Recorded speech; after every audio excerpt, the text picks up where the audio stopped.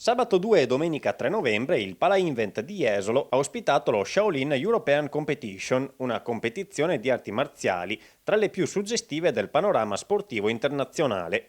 L'evento è stato organizzato dall'ASD Shaolin Temple Venezia, con il sostegno del comune di Jesolo ed unico appuntamento di questo genere in Italia ad essere patrocinato dal Tempio Shaolin, fondato nel 495 d.C. nella provincia cinese di Henan.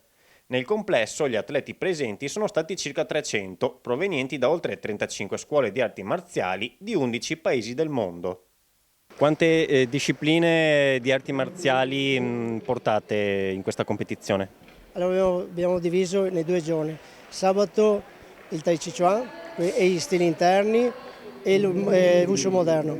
La domenica è stata incentrata sul Sanda, quindi il combattimento libero cinese, e soprattutto nelle arti marziali tradizionali e la categoria a sé stante dello Shaolin.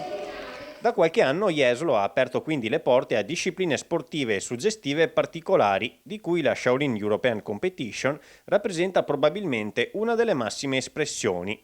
Lo stesso assessore allo sport della città di Jesolo, Esterina Idra, si è detta particolarmente felice di ospitare in città un evento di tale livello con la partecipazione di importanti scuole italiane e internazionali, un'occasione per aprire i confini dello sport anche ad un mondo che non sempre è conosciuto come dovrebbe.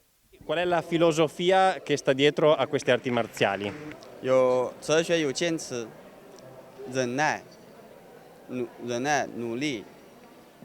Ce ne sono molte, tra cui la perseveranza, l'impegno e la costanza. Dice che alle spalle di queste arti marziali c'è la consapevolezza pur di arrivare a un obiettivo finale, di essere disposti a fare qualsiasi cosa e a perseverare nel proprio impegno pur di ottenere un determinato risultato.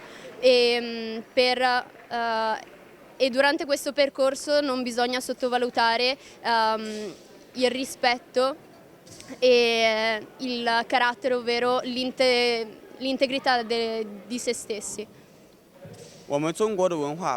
La cultura, non solo cinese ma anche Shaolin, è aperta a tutto il mondo, non solo alla Cina, e lui spera che venga vista non solo dedicata e aperta alla Cina ma a tutto il mondo.